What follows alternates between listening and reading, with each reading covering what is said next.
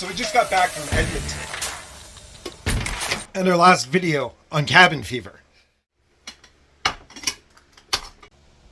So these walking, talking head videos have become a bit of a thing, and we did one a little while back. So we thought we'd approach this again, and although we are more than capable of thinking for ourselves, we thought we might get a little bit of public feedback on some current situations surrounding the Edmonton trip.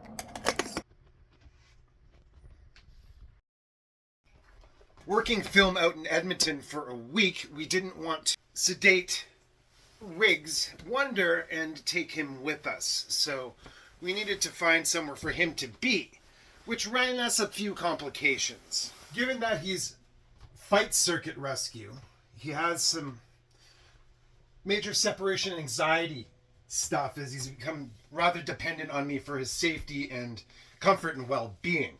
We'll get into all of this a little bit later. We just figured that the last walk and talk did pretty good, so we're trying some augmentation on this new YouTube trend.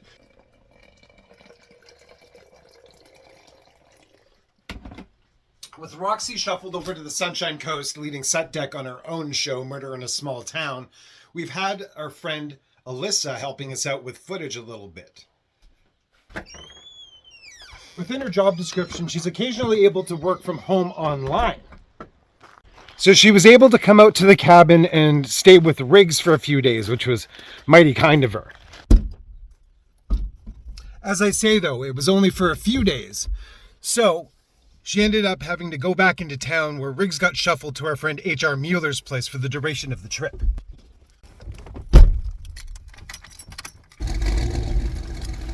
So now after this long, arduous flight back from Edmonton, we're going to go drive another couple hours to go pick up the Riggs Wonder.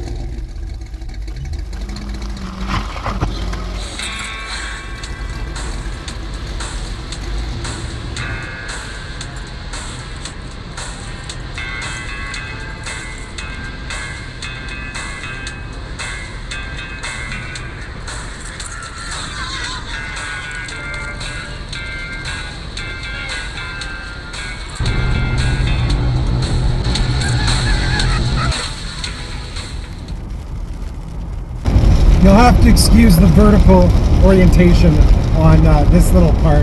We'll get back to horizontal soon enough. Just driving on the way to get Riggs. We're about halfway there.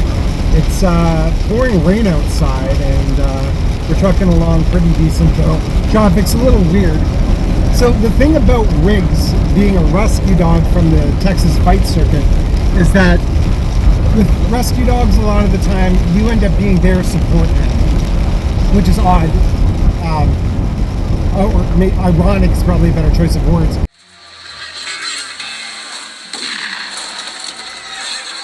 Anyway, so myself and Allie, if you remember her from back in the day videos, went down to the Peace Arch between British Columbia and Washington to pick up Riggs.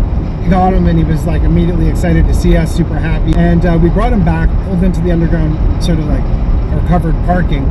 First time I had met the new manager in person, Riggs jumps out and he was querying as to why I was parking there. There for the salon.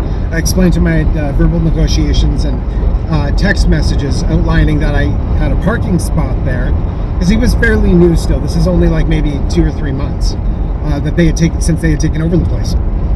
So Riggs jumps out of the Jeep and he's kind of like, "Oh, whose dog is that?" And I was like, "Oh, it's mine. We just got him, Peace Arch, being enthusiastic, charismatic, and outgoing with the guy because he's the manager." And he says, "Oh, well, you can't have dogs." And I was like, yeah, I can. I explained the situation in relevance to the same text messages I had regarding the bike and my parking spot. And he asked if I had text message like in writing about the dog, and well, I didn't. And so he's like, "Well, you're gonna have to get rid of him," using those words exactly. And I was like, "Yeah, I don't know about that. I mean, I'm registered as a service animal." And he laughed, looked me up and down, made a judgment assessment, and actually told me like, "There's no way you need a service animal," which, it's not very woke of that dude for sure, especially being in Vancouver. So instead of canceling him, my background in psychology, having lectured at different universities regarding sociological aspects on the graffiti movement since the 90s reemergence of the art form, I spoke to a psychologist online, a couple phone calls here and there, and explained my hypervigilance complex to her, exaggerated a little bit, and got documentation. I submitted this to the landlord, which, in this case, I don't even need to pay a pet deposit, given that he's now a service animal. What they did was they contacted the psychologist, and they tried to ask her how long she had been working with me. So she contacted me after this happened, explained this, and asked if I was okay with her divulging this, because it is client doctor privilege or whatever. And I declined because they were getting into some stuff. But in the end, it all turned out fine, and I did talk to the manager at the agency and told him. I'll mention this because this video is kind of about morals and ethics and stuff and being accountable. So I talked to him, and I did say, but in all fairness, what I will do is I will supply you with a pet deposit. Yeah, so Riggs we go, and then all of this is a write-off in general regardless, because Riggs ended up working in that film, Night of the Living Dead 2, Festival of the Living Dead, which you can also check out on the channel. And we are about an hour and a half away from Vancouver now. So we'll see you shortly and reunite with our wonder dog. That, the irony being that I became his service animal in the end, as he is a rescue dog. So we'll go see him in a second, and we'll see you there. I spent all goddamn day lying flat on the ground being eaten alive by fucking ants and thinking, what happened to my mom? And ever since then, I've had a strong opinion about psychopathic frantic crimes today in American fast food culture. I tend not to exhibit the self-discipline.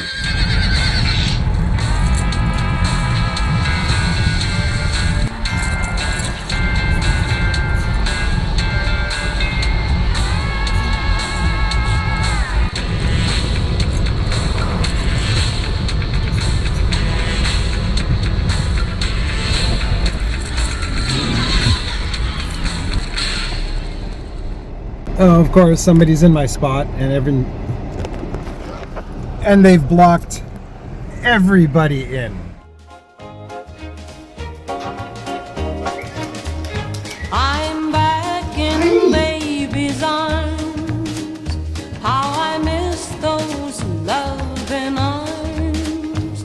I'm back where I belong, back in baby's arms. We managed to get the Riggs Wonder back to the cabin after spending a couple of days in the city, having traveled the 2 hours to go there and grab him. I guess what we need to talk about is maybe a little bit about separation anxiety in dogs, and just anxiety in dogs in general. Just as any dog with separation anxiety or in general has some special needs, if you've been with the channel for a bit, you may have seen the video we did on Riggs and his origin story from the fight circuits in Texas. We rescued him about 3 years ago now, and the anxiety that he has is fairly severe. Big thanks to Will Atherton here on YouTube. Following a lot of his videos really helped in training him how to walk and be less reactive to other dogs. But given the severity of his environment he was rescued from, and the 6 months being shipped around from place to place, didn't help his situation. So given his special needs, something you need to consider when leaving your dog with somebody when going away is familiarity and routine. Back home and shifting into a little bit of nighttime dimension here. We did have Riggs covered. If you remember back in our Mexican jungle cartel video that we did last year, he stayed with our friend H.R. Mueller in the city, which worked out fine, but without any other options, HR is away for 8 to 12 hours every other day or so. So what we ended up doing was we communicated with a fellow that we knew within our cabin community in regards to, keeping a little bit more continuity to his environment and familiarity with people set up so that he would be taken care of within the community. So we managed to figure something out here. But 3 weeks away from our departure date, this fellow that we know had to back out of his commitment.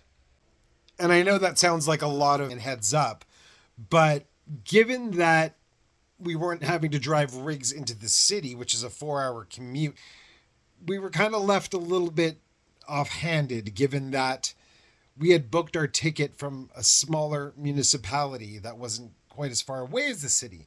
So this meant, with no other options available, we were going to have to commute 2 hours into the city the day before we were leaving, and then 2 hours back, get on a plane, go to work for a week, come back, again, another 2 hours commute from the cabin community into the city to pick up this guy, and then 2 hours back to the cabin. So an additional 8 hours commute regarding this situation. So in attempts to have a little bit of patience with this, I worked around the issues they had cited and came up with a pretty good resolve in order to keep rigs housed properly and to avoid this gigantic 8-hour commute.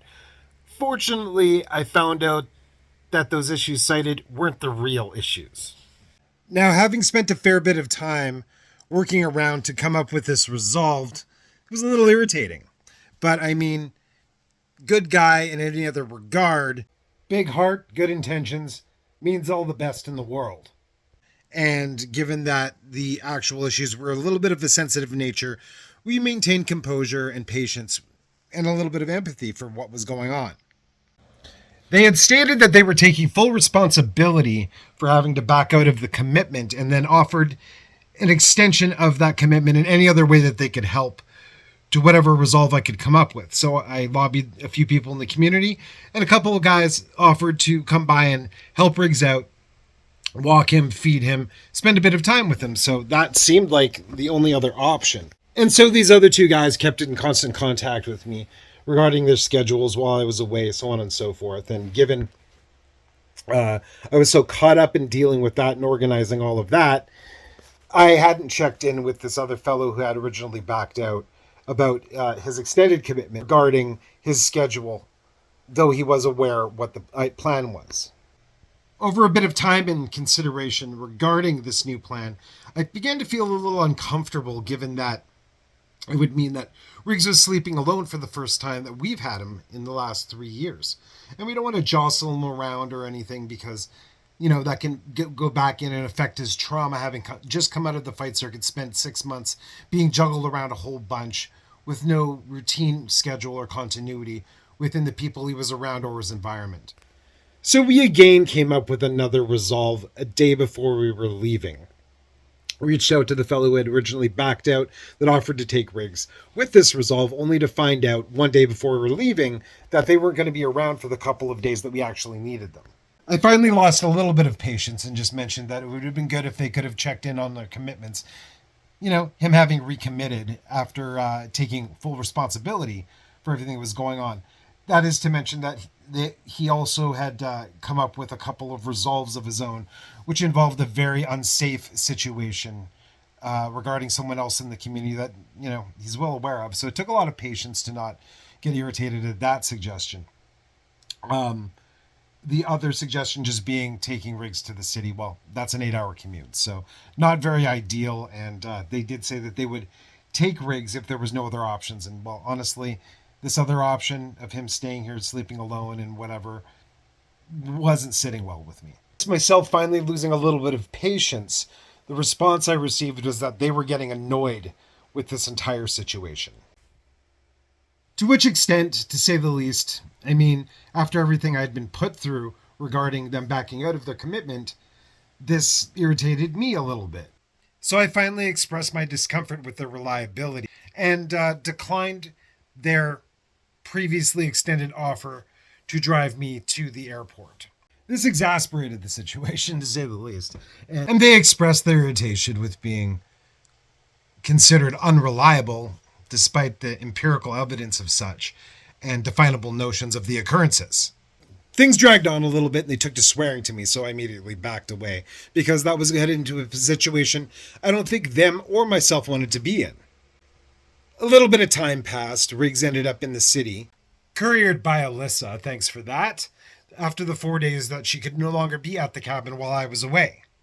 And I found out upon his first night a little bit of shivering and whimpering was going on, him being juggled around again, probably reinciting traumas of what went on after the fight circuit, and maybe the fight circuit as well. I'm not sure. I don't know. I'm not the dog. Trying to remember how to spell bygones, I reached out to the fellow and apologized for the way the situation went down. Given that we're living in a small community and we'd be seeing each other all the time, I decided to extend the olive branch and try and resolve things a little bit. My immediate response was some dictation in quotations, as though from the third person it was me speaking, as to how I should have apologized. It threw me off a fair bit, as you can imagine. What I was seeing was that we were at an impasse and he was just unwilling to let up. And it sort of felt like he was arguing for points to win at something, or exoneration or something like that, where I was just trying to explain myself and resolve the situation. What he was really stating that he wanted was me to take back the fact that I had called him unreliable. Given my own personal constitution and, well, sovereignty, it's not something I'm gonna do, given everything that's gone on to say and prove the likewise of this. I mean, I've been called a good friend by a number of people, and one thing I'm not going to do is satiate someone else's ego. In this case, his id seeming to drive that ego in protection of himself and his actions, despite the acknowledgement of the trouble it caused through an apology and the acceptance of full responsibility. Just going to jump in real quick right here and mention that the end result and last message sent about this, he informed me that he had posted the occurrence on a Reddit feed called Am I the Asshole? I guess looking for that exoneration through the opinion of strangers, and however the situation may have been framed from his perspective. Basically, if I can see that a friend can be doing better than they are, I'm going to mention it because they represent me and I represent them in the long run. Trying my best to give both sides of the story here in removing all semantics and drama to get to the facts of the occurrences. And as I think I've mentioned, we can think for ourselves. So we're honestly not really looking for any kind of exoneration, feedback, or removal of responsibility here. But if you would like to comment on everything that's gone on, or let us know how you feel about these talking head videos, if you'd prefer some more wild style adventure stuff like the Mexico video or Edmonton, or just have us go back to our basic bushcraft how-to stuff, let us know. Any comment that you give does help to boost the algorithm and get this video out there, so it's muchly appreciated. At this point, previous to this video being released, the hatchet seems buried. I don't know if you'll see it or not. Given him posting on Reddit, I don't feel like there's any quandary here. I'm just doing exactly what he did, and it's a topic that I can go on and talk about without much humming and hawing, because it's fresh in my mind and just trying to get it off my chest, I guess. Anyway, please do like, comment, subscribe if you haven't already, and we'll get back to you with another video right away. Thanks for watching.